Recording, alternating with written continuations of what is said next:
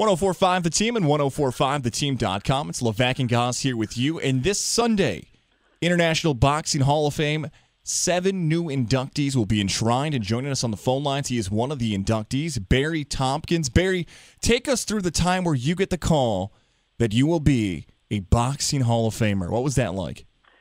Well, it was shocking, to be honest with you. I never really thought of myself necessarily as a specialist, in boxing, even though I've done it for a long time and I've done a lot of fights, but I do a lot of other things too. So I never really expected that, I would get nominated to a Hall of Fame in any particular sport, So that in itself was a huge surprise to me. And that was just being nominated was a huge surprise for me. And then when they called me to tell me that I was actually elected into the hall, that was an even a greater surprise. But the very best thing about it was that my partner Steve Farhood, who really is a boxing guy and the most knowledgeable guy I know about boxing, is also going in, and that just makes it that much sweeter. It really is, with you guys in the same class there as well. And you guys are going to be a part of the broadcast this weekend. What can fans here in upstate New York expect in the Showbox fights that are going on later tonight? You know what? It's a really good card.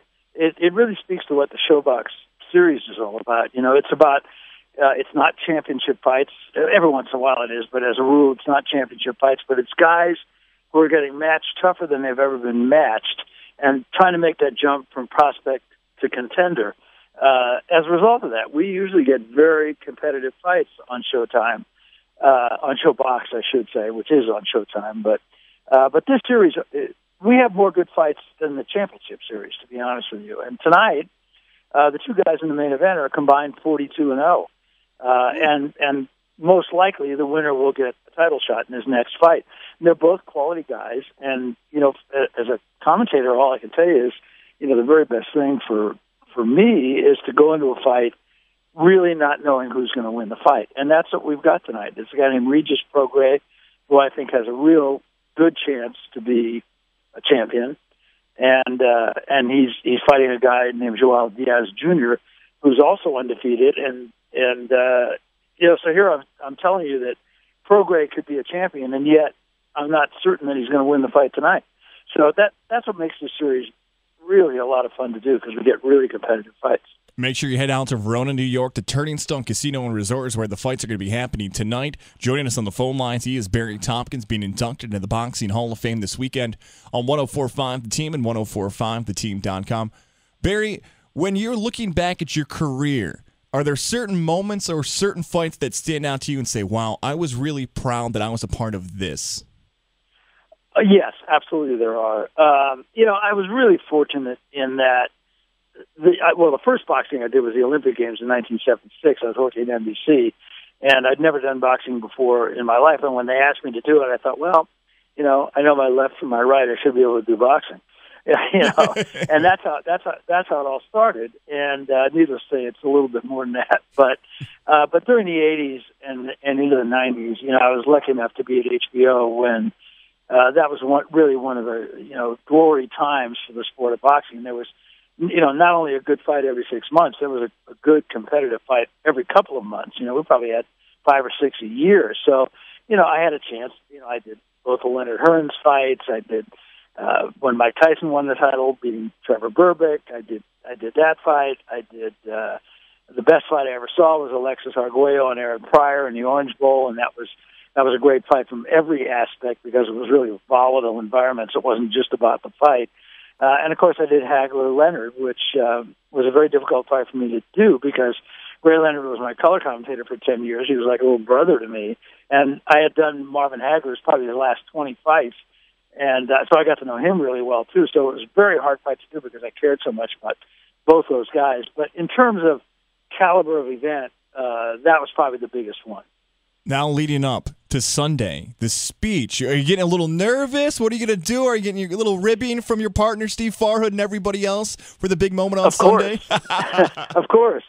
Yeah, I don't know if nervous is the right word, but I'm just a little bit, I'm really touched by it, to be honest with you, because like I said, I really never expected to be, included in any one sports Hall of Fame, let alone the Boxing Hall of Fame. So, So I'm flattered and humbled, to begin with.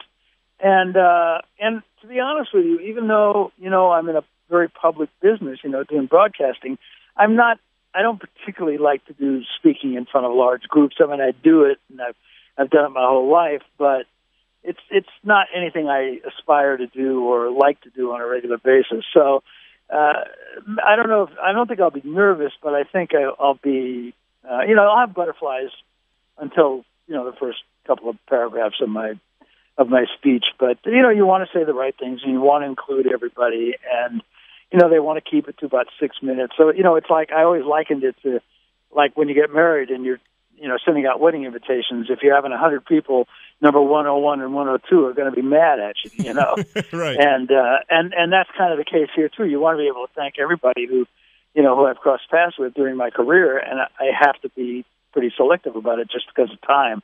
So that would be the only concern I would have, is that I'm going to leave somebody out that I really shouldn't. You can hear him as a part of the Showbox coverage tonight at the Turning Stone Casino and Resort, and you can also catch him out Sunday when he's one of the inductees into the International Boxing Hall of Fame in Canastota. He joins a class with Evander Holyfield, Johnny Tapia, as he touched down your partner Steve Farhood and more. They're getting inducted into Canastota. Joining us here is Barry Tompkins. And Barry, I feel like almost this question's at nausea for some boxing fans, and they're sick of hearing it, but I at least have to ask it. The mega fight that's been rumored between Floyd Mayweather and UFC star Conor McGregor, could this fight be any positive for the sport of boxing? I don't see it. I don't see it as being a positive for anybody. It'll be positive in the sense, first of all, I think it's going to happen. I think it's a reality. It's not a pipe dream of anybody. And it's going to happen because it's going to get huge pay-per-view numbers. Huge pay-per-view numbers. And quite honestly, I cannot imagine any way that the event can live up to the hype. Because it's a boxing match, and I have great respect for McGregor, and I think he's a really tough guy, and I really respect what he's done in his sport. But it's a different sport, and what you're asking here is a guy who's never been in a boxing match in his life to fight the best fighter in the world. I mean, that's like asking me to go up against LeBron James. I mean, you know what I mean? Right. And so what I fear is that it could hurt both sports in that it'll be a huge event. People will spend a lot of money to watch it, and everybody's going to be disappointed because it's going to be over in a minute and a half. Well, Barry, I appreciate your time here. We'll find out if we ever do get Mayweather-McGregor, but best of luck this Sunday. I know you guys will crush it on the broadcast tonight out at the Turning Stone, and we're happy that you're a part of the Hall of Fame class of 2017. Well, I really appreciate the kind words. Thanks very much. Always great to talk with you guys. Thanks to our guy, Barry Tompkins there. Coming up on the way next, he is Schenectady's own. He is Damon Bruce. He helps us break down Game 4 of the NBA Finals between the Golden State Warriors and Cleveland Cavaliers. Are we heading to a sweep? What's it mean for LeBron James' legacy? It's all on the way next here on Levack and Goz on 104.5 The Team.